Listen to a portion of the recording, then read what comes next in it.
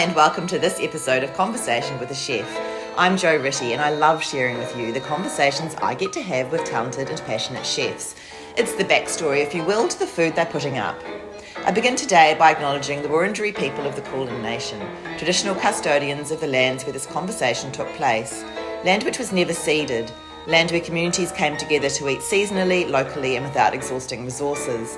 I pay my respects to their elders past and present and to any First Nations people listening today.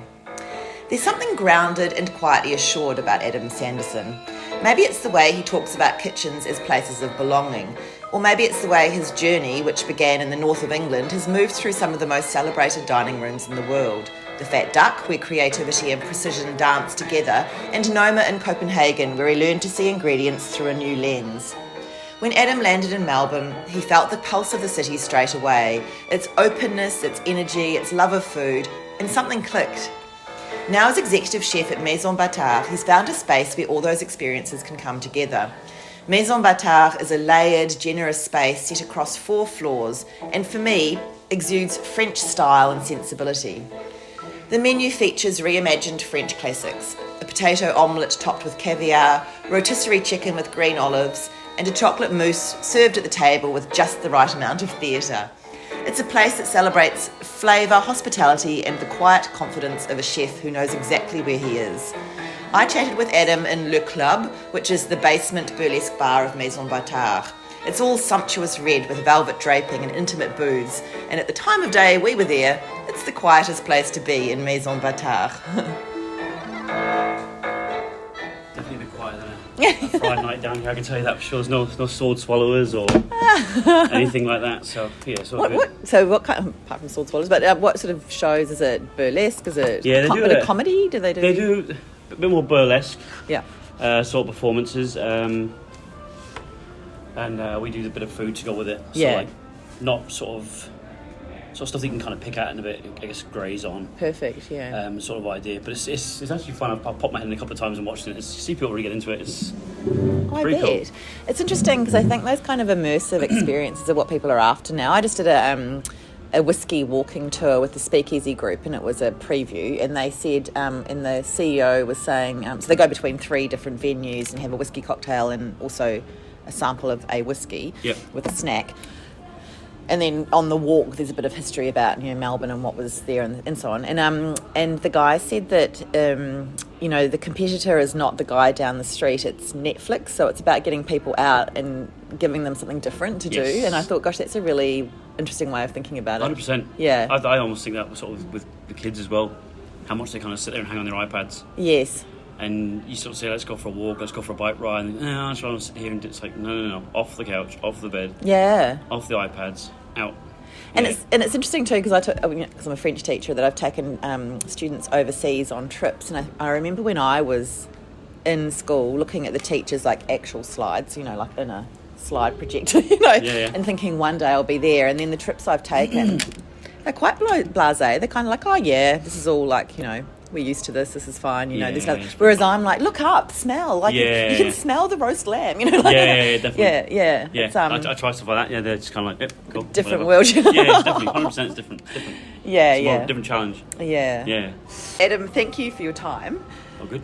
Because this is a juggernaut of a place to be working in, and I feel like all of your minutes must be filled. Yes, they definitely are. They definitely are. But all with good things. Yeah. Interesting things happening. It's been pretty incredible so far. Yeah. And it is a juggernaut because it's a Lucas venue, and it has had a lot of media. What's it like working in a place that has such a spotlight put on it? Do you feel that? You love it? Yeah, you definitely feel it. But I love it. Yeah. Especially your Friday, Saturday nights when you're absolutely pumping over 4 levels. That's for me where I strive. I love that business. I love that adrenaline. I love that kind of rush of a busy venue, busy service. As you can see, the fit out and things here is just second to none. It's incredible. Yeah. So it's all sort of all come together, and the team we work with, and sort of across the management level and sort of above and beyond. It's been pretty special for me personally. But juggernaut is definitely one way to describe it, I guess. Yeah. Because you came on board when a lot of things were already put in place. Yes, it had been about first conversation I would have was sort of January 2024. Yeah. Yeah. And it had been Chris's dream for a long time. How does that work when you come in on something where there's already a lot of ideas happening? How do you fit in with that? For me personally, it was hard not to. Oh. From the conversation at the very start with Chris and Damien, just sitting there, sort of hearing the story behind it, hearing the stories behind Chris's travels to France and across France, and his sort of ideas behind this was just phenomenal. And it kind of you can hear in his voice the sort of the passion, the excitement of this project, and to be fair to any of his venues. So for me, it was very much like on board from day one. I was excited. That sort of led me to sort of getting involved a little bit in society at the start as well, and then across the menu development for the venue. Yeah. It was amazing. Damien, as culinary director, oversees the menus of all of the venues. Yeah, he'll obviously manage the venue. So I was obviously the menu would be written by Chris and Damien. Yeah. Then it was passed sort of on to myself and another guy, Joachim, who's part of the group. We then sort of put our spin, techniques and thoughts on the dishes and sort of presented them to Chris, Damien, Celia, people like that who were kind of around the table to try and then test. Yeah, and that was quite that is quite a process in Lucas venues, isn't it? There is a real testing definitely, refining and like I guess food costing and working out. You know, I feel like there's a lot involved. There definitely here. is. There's definitely a lot of research, development, costing, all them sorts of processes to get things in place, and we've got to sort of stick by them channels to make sure that we do it the same every time, so it's consistent as well. Yeah. I think the key overall is consistency. Yeah. I feel like that would be really. I mean, obviously, it's not hard when you're a chef and you've been doing that for years and so on. But in a venue which is as big as this with so many staff. Yeah, it's a bit different. That consistency, how do you... So when I came in pre-opening and there was a tasting happening, yes. and it felt like there was a whole village of people. So I know that's front of house staff, but then there's a lot of people in the kitchen as well, and in the various... Is there one central kitchen or...? We've got the central kitchen downstairs, main dining room, and then we have another kitchen upstairs, level 1. That's right. Yeah. How do you manage all of those people and ensure consistency? For me, it's just everyday conversations, discussions, just kind of monitoring. I'm fortunate enough to have a key team with me, and sort of below sort of sous chef level, head chef level. I have these particular key people in place who I know I can rely on and who can have their eyes across it as well. And it's also sort of about them sort of understanding the importance and the vision as well. So really sort of getting them on board and engaged in what it is we're doing here and what we're moving to and striving to achieve. Because I think I was speaking to a chef in a totally different restaurant, a venue, and he said chefs, because they're so practical, they can have some really good ideas about shortcuts, and it's about always bringing them back to going, okay, that's fine, but this is how we're doing it because we need to have these steps. Yeah, for sure. But there is... It's the same with like a recipe, really, right? It's a guideline. For me, I don't mind, not necessarily a shortcut, but if it doesn't affect the product and it gets the same result and the guest is happy, that's the most important for me. Yeah. So the ideas, if you have the ideas, definitely throw them out, come up with them. If we agree, we're gonna head down that path. If we're not, then we definitely don't. We sort of cut it out. Yeah. And we won't go there. But as long as the sort of end product is key and is the best, that's the most important for me. Yes. Yeah. It's a big menu. Well, I feel like there's a lot of choice. How do you manage all of the produce and the ingredients? I guess, like, how do you? I don't know. What do I want to say there? Because it's such a big menu, is everything being hit the same? Like, do people order across the menu, or are there particular things? No, it could be day in, different. You could fly through and sell a lot of lobster omelette. Yep. On a Monday lunch, Tuesday lunch could be an Niçoise salad. Wednesday, it all kind of. There's never a sort of really consistent pattern. Obviously, you've got your top salads and your best dishes here and there that people sort of go towards. Yeah. But in general, it can very much waver. It's very very bizarre, not bizarre, but very different in that term. So it's not kind of always the same things day in, day out. Yeah. They can sort of up and down and, depend on day to day. I love that lobster omelette and just the whole performance of having it served in the copper pan. It's and nice. It's one of my favourites. So beautiful. Yeah. And just the buttery, delicious. Yeah, it's tasty. I love it. Yeah. It could be a breakfast dish, could be a dinner dish.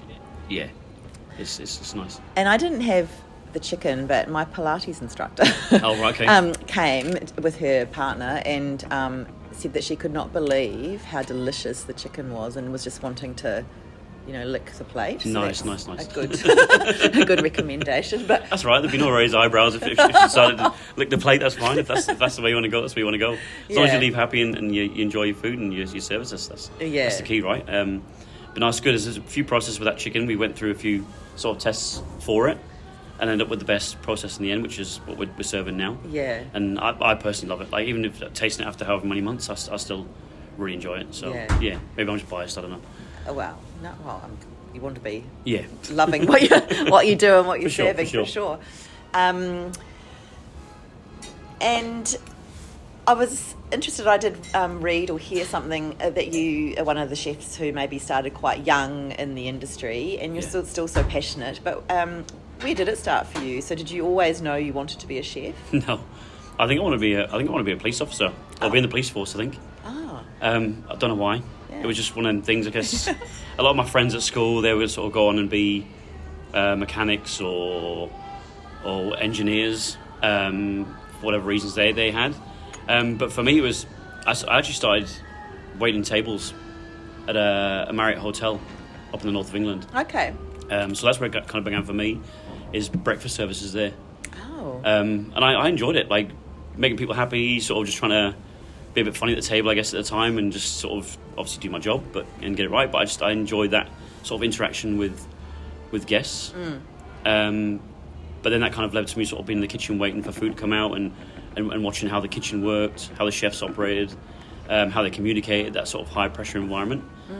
And I think that's what really sort of, for me, sort of being 15, 16, really opened my eyes. I thought, well, this is what I want to do when I leave school. And I think it was probably like a week after I left school. I took a bit of a week break, went on a bit of a holiday with some friends. And then that following week was the week I started in the kitchen as an apprentice. In the Marriott? In the Marriott Hotel, yeah. Yeah, wow, okay. So a big sort of kitchen that was serving a la carte menu, bar menu, room service, all that sort of stuff. So proper sections, sort of very traditional service and styles. So yeah, it was pretty cool. Wow. So that's really learning on the job. So there wasn't any school-based things? I did do where they basically came out to the restaurant and sort of reviewed and assessed me on the spot, whether that be questions or just through practical teaching, I guess. So that's how I did my apprenticeship. Okay. Which went about 1.5 years, 2 years, I think. Yeah. Yeah, right. Because I feel like hotels are such a different world to restaurants, because you do have all those different aspects, breakfast and room service and all kinds of different elements to it. Yeah. Have you worked in other hotels since then, or from? No, not already. The Continental recently. I was there for the opening of that, but just kind of dotting around here and there, helping out in the sort of orderies and events and things like that. Yeah. So not really as much in the hotel. That was more of a kind of a restaurant, pub style venue as well. That's right. Yeah. And after you did your apprenticeship, where did you go from there? I moved to Nottingham. My parents moved to Nottingham through my dad's job, and I thought, you know what, I'll tag along. So I did that sort of 18, about 18 at the time. Went there and started working in a little local bistro brasserie. At the time, was doing some really, really cool food. It was the kind of my next step from a hotel of like this kind of structured room service, club sandwich type thing, chicken fajitas, this kind of stuff. But I actually saw terrines and soufflés and beignets and braising of beef and roasting of stuff. It was the first kitchen I really thought, wow, this is the next step, the next level. Yeah. So yeah, that was the next step there, and it was a big step for me. Okay. What position were you there? I just came in as like a demi chef de partie. Okay. Demi chef de partie. Yeah. Small team, like six, I think it was about 5 or 6 people, maybe 6 people. Yeah, various sections, small kitchen. but very hands-on, very everything from scratch. For the back door of a guy bringing wood pigeons and buying them sort of cash portions, but they're buying them cash there and then. I think his name was Jim or something. His name was. Of course it was. He used to come up, tray of wood pigeons. Hey, do you want these for your menu tonight? It's like, yep, bang, straight in. Yeah. Stuff like that, which was sort of being in the sort of not countryside, but that kind of outskirts of the city in a town called Newark. Yeah. That was really, really, really fun as well, and that kind of was pretty cool to see that sort of Yeah. process in that way. Yeah. Yeah, that's sort of, it is interesting. I guess like hearing about those different kinds of, wood pigeon or pheasant or different things that we don't really come across here. So even rabbit, I think that's my big lament here. Is I think all the rabbit farms there's pretty much only one guy that does it now in Australia, pretty so much. it's It's not the same as back home. Like No. it's very much getting ready for game season. You get excited. Who's going to cook the first pheasant? Who's Yeah. going to be cooking the first grouse, sort of thing. So I do miss that side of things, I guess. But Yeah. I mean, we have great produce here as well. So Yeah, that's right. And did you always have in mind, were you an ambitious, aspiring chef? Did you think I need to go and work in fine dining and I need to be the top? Yeah, I always want that kind of next level, next thing. Yeah. I think it comes from my nature, I guess, from being sort of pretty high energy. Yes. I always wanted to do it. I always want that next step. We're always talking. I think that's what was one of the best things about sort of being in the kitchen, like the one in Nottingham with a guy called Mark Osborne. We're always talking about other things that were happening, like the French Laundry, Charlie Trotter, another chef from Nottingham, Sat Baines, who has been a big sort of inspiration for me, I guess, for that next step of fine dining. When I ate at his restaurant, before it was Restaurant Sat Baines, it was Hotel de Clos, and that was one of my first fine dining experiences as well, sort of eating there and thinking, this is the next step. At the time I didn't apply at Sats, I applied in London.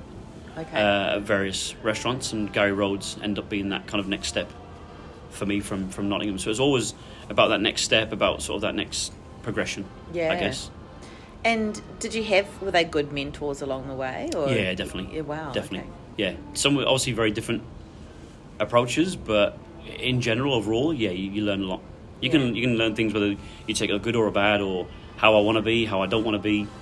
You can decide that along your journey or your way, as to how you want to kind of approach things when you eventually do sort of step up the ladder, I guess. Yeah, and I mean that's the thing, isn't it? That but I think you've got to be fairly observational to do that, because I mean not everyone does that. Takes the good and the bad and puts it together into their own style. But I think that's is the way to go. And at what point? So you're in London. When you moved there from Nottingham. At what point did you go to the Fat Duck? I've been in London about a year and a half. Okay. At Gary Rhodes. Again, I love Rhodes, love the food there, the style, the techniques. But I kind of just kept seeing glimmers. It was two places at the time. It was a place called Midsummer House, and the Fat Duck. But I applied for the Fat Duck, got in there, and that was definitely a massive eye opener for me. Sort of being there that first day just blew me away. And then sort of did a 2-day trial. Stayed overnight in Maidenhead, headed back the next day, did lunch service, then got offered the job. So I was straight away I was like, this is what I want next. I've always kind of been that jump, have a go, jump, don't be afraid to jump into things. And that was definitely a moment for me. I jumped in and thought, this is next level, this is the next step, for sure. On a 2-day trial, what sorts of things are they getting you to do, and what are they looking for, do you think? You just be working, obviously when you turn up, they're going to be looking at your appearance, how you're going to be, how you're clean, and your how you present yourself. But most of all was, you'll work one-on-one with a chef de partie, and they'll ask you questions as you go along through the day. You'll be given certain tasks that they've assigned or they feel are right and appropriate for someone on a trial, to find out what their skill base and skill set. So that's very much how it was there. And then you obviously talk to some of the seniors and have a bit of a conversation. How you also, like kitchens like that, it's very much how you fit into that environment as well. That's super important as well. You're the right sort of personality, the right attitude, the right fit, I guess. So it kind of all worked out pretty well. And how many staff are in that team? Oh crikey! Well, it was we probably had about, I think at the time there's you had 10 stagiaires. You had people in the test kitchen, about four or five people in the test kitchen.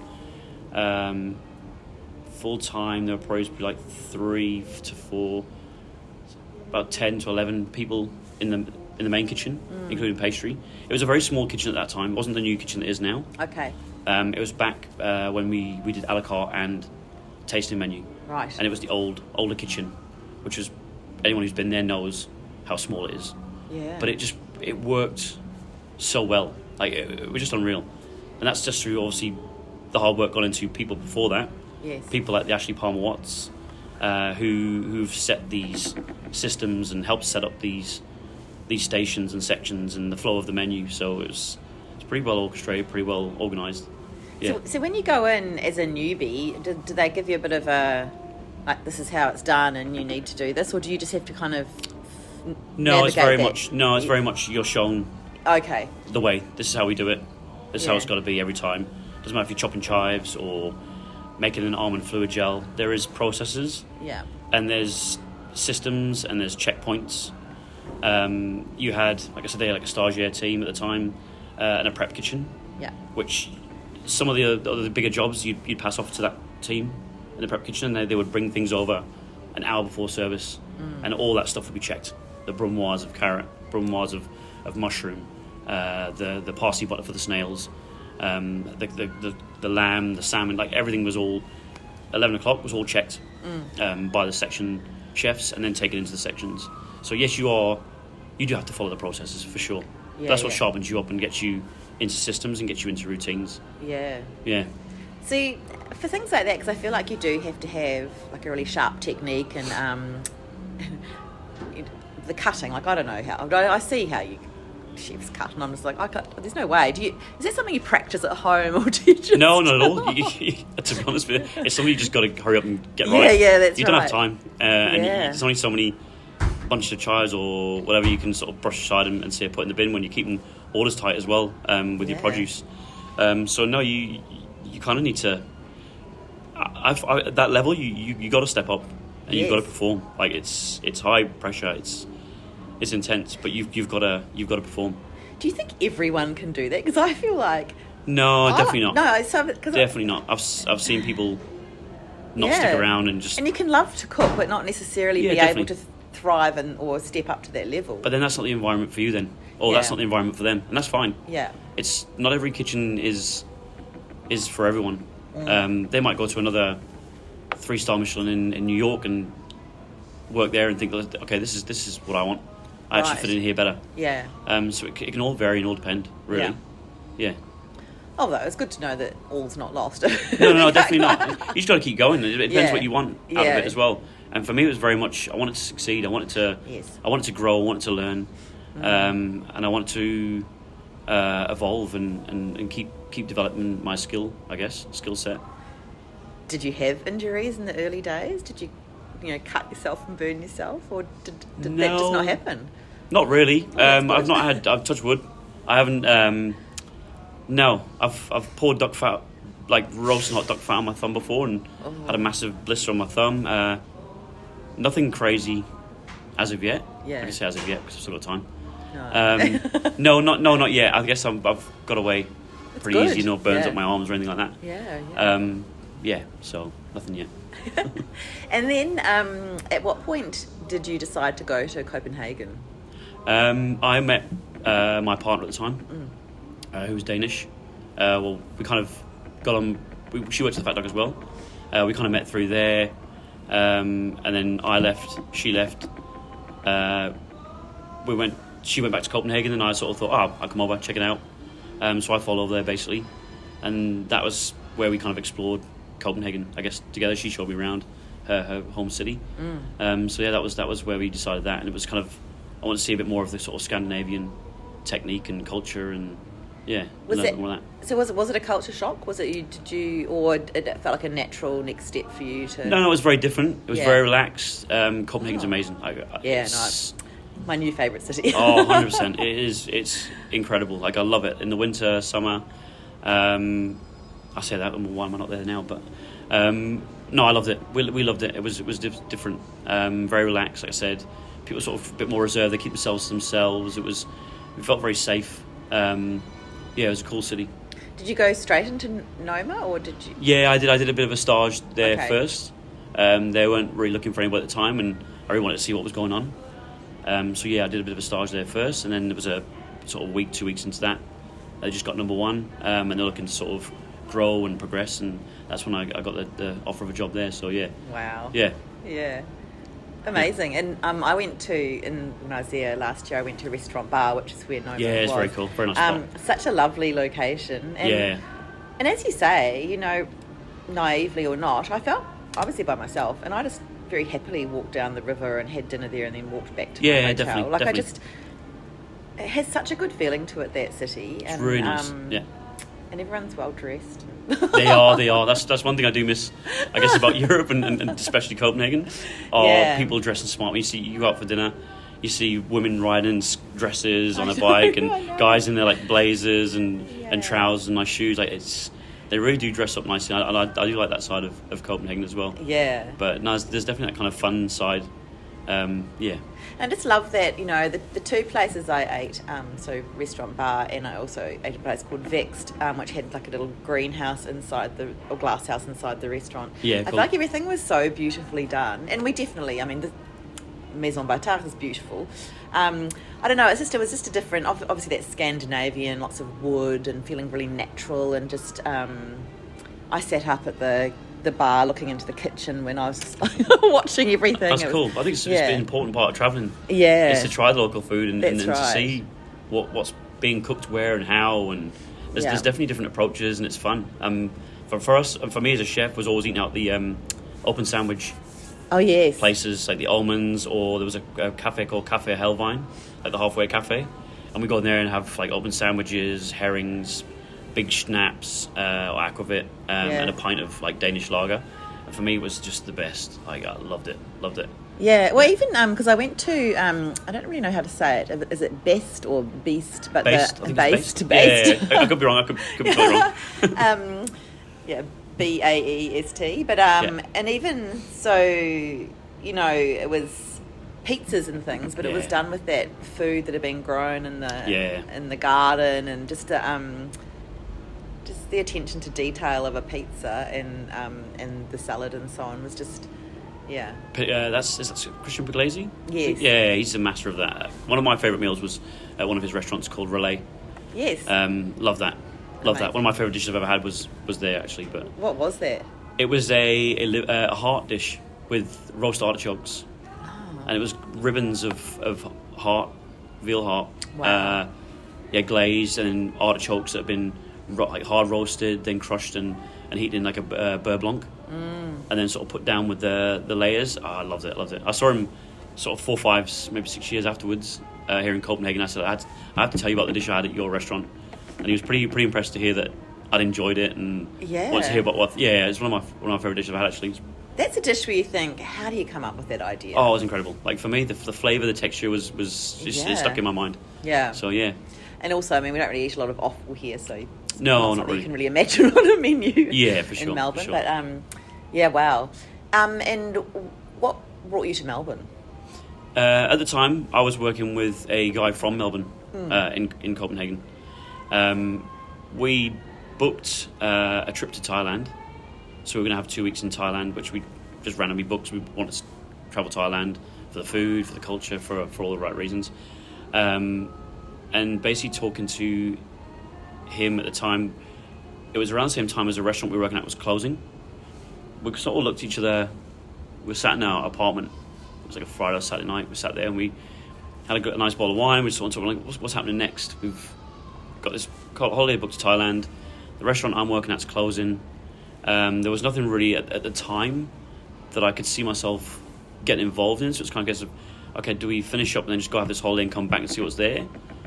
Or do we, after speaking to Aaron, do we head on to Melbourne and just see what's going on there? Yeah. And we were just kind of like, let's give it a thought, see what we think. So we kind of had a bit of a night's sleep on it. I remember the next day, or 2 days, we basically booked and sorted our visas out for Australia. Wow. And then we sold our furniture, sold all of our stuff, handed our notice in with the apartment, left for Thailand with a suitcase each, and then had the 2 weeks in Thailand, and then straight on to Melbourne, basically. And so when was that? What year was that? 2011. Okay. Oh, right. That's when I moved here as Yeah. well. So, what were can you remember what your thoughts were when you arrived here? Do you remember it being very different? Yeah. Remember stepping off the plane, the whole smell, really weird, but like just the smells, the warmth, everything just felt very, very, very different. And obviously you sort of come further into Melbourne, you start getting the smell of like eucalyptus, like all the trees, and even the sounds of like birds was different. Like everything for me was just like, whoa, this is completely different from everything I had before or experienced before. Yeah. And it was really exciting. I remember it being really, really exciting. And that's when we were here probably a week, and we'd already found work. So we were like, yep, this is it. We're staying. Melbourne's the place. Right. Yeah. And where was that? Where was that initially? That was Cutler & Co. Oh, right. Yes. Yeah. So I've got a spot to a guy called Chris Watson. Yeah. Who I've been backwards and forwards through email. Yeah. So yeah, basically touched base with him. Went and had some dinner there, and then it was this is what we're doing. Yeah. And we're stuck into that. And so you had a few years here, and but was there another stint in Copenhagen? Did you go back? We did. We got we had our first daughter. Yes. Leva, who we were sort of here in Melbourne. At the time I was at Bistro Guillaume in Crown. Loved the place, loved the food. Really enjoyed working for Guillaume. But we found out we're pregnant, and we thought, we're probably better off being back around family, friends, sort of back in Copenhagen. We'll head back there, and we'll go back there and have the support network around us.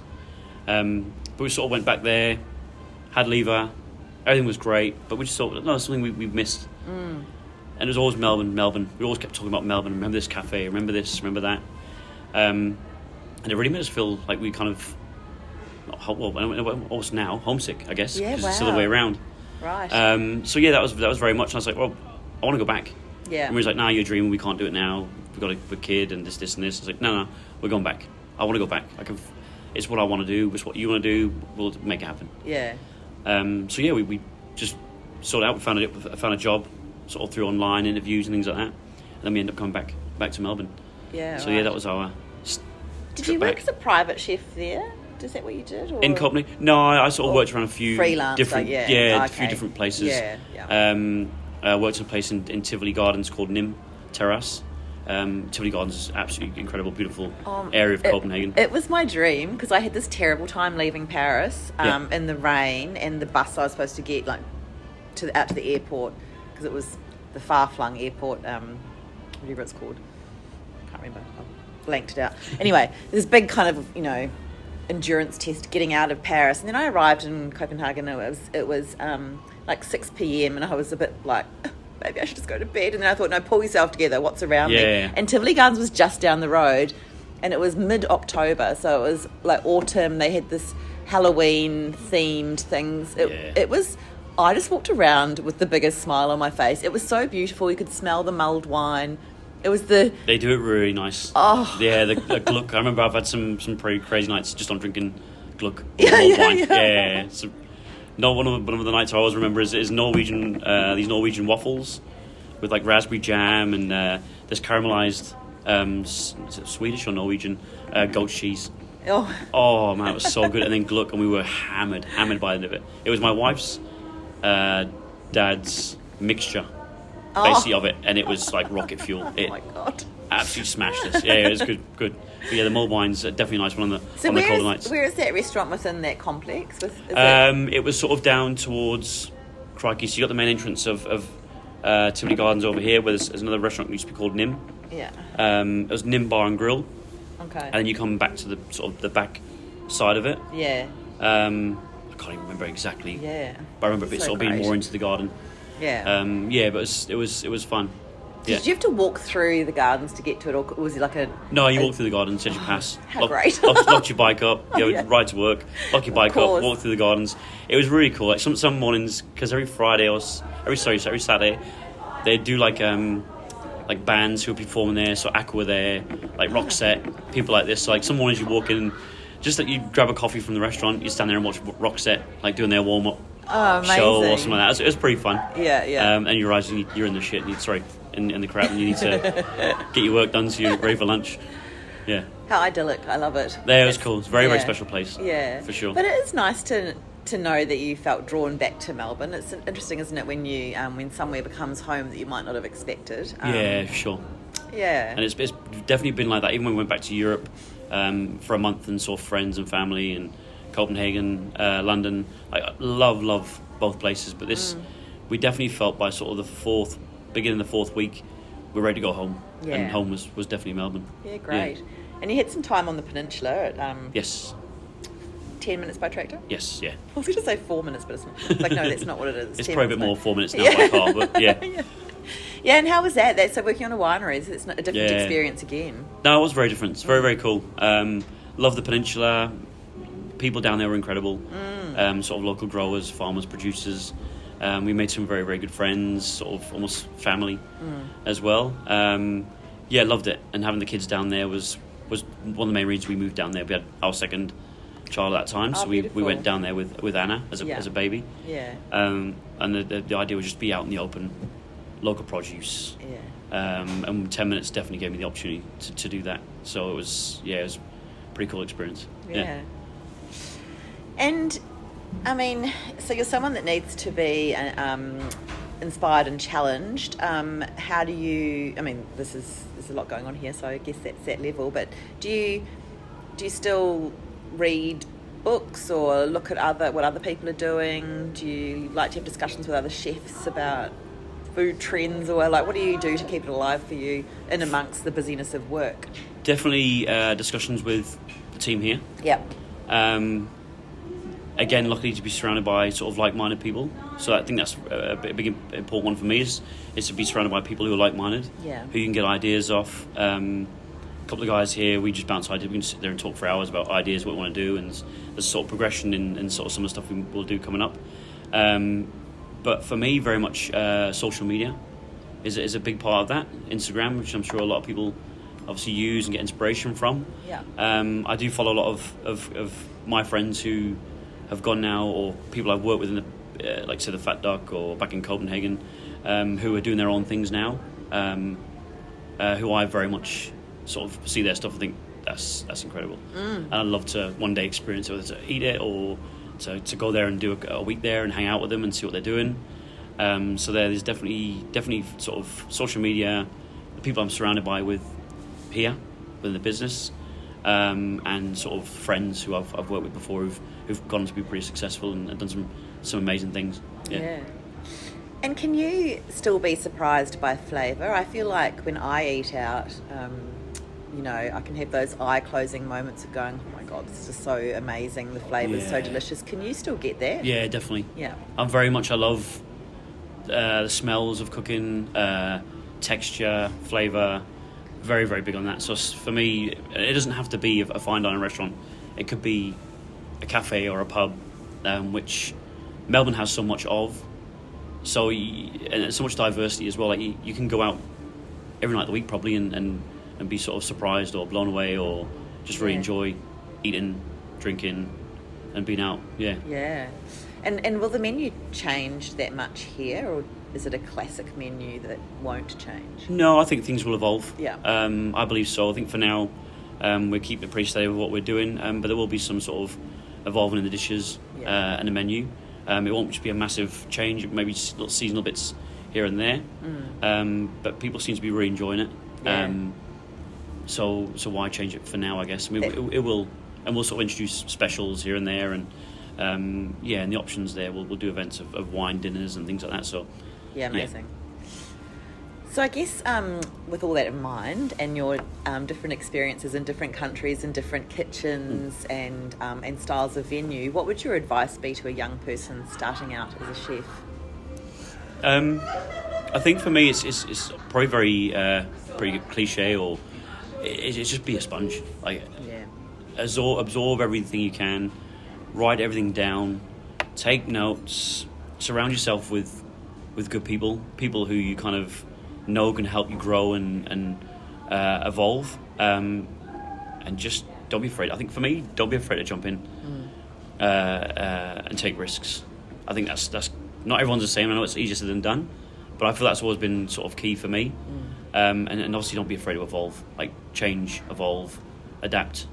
They would be key for me to anyone, and just learn your trade, learn to make a terrine, learn to cook something, cook things from basics or from scraps, or scratch, sorry, not scratch, and scraps if you want, or trim. That's right. Yeah, for sure. Yeah. Definitely. Perfect. Thank you. No worries at all. Thank you so much for listening to this episode of Conversation with a Chef with Adam Sanderson at Maison Batard.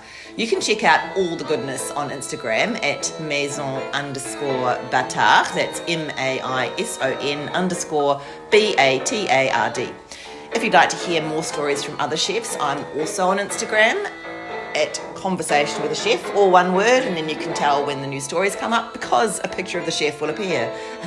You can read the chat and become a subscriber at www.conversationwithachef.com, and of course you can follow me on Apple and Spotify podcasts. I would absolutely love it if you told a friend about my chats, because that's still the best way to get the stories out there. Once again, thanks for listening, have a great day, and bon appétit.